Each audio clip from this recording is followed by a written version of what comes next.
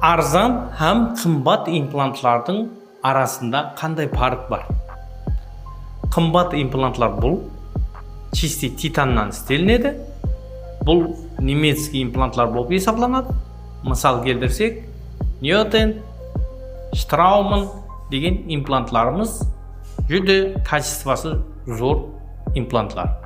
Ал егер сіз корейский брендовый имплантлардан қойдыратын болсаңыз, оларам өте зор.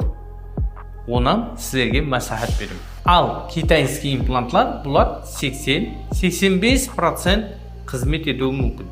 Жаңағы алдында айтқан имплантларын бұлар 98% қызмет еткен, сынаудан өткен имплантлар. Имплантқа келген уақытта бұл жерде бұл киім емес. Бұл сіздің денсаулығыңызға пайда келтіретін зат. Соның үшін жақсы имплантлардан қойғанды мәслихат берер едім.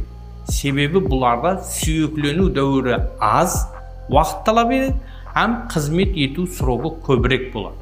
Соның үшін тура шешім қабыл етіп үйрен.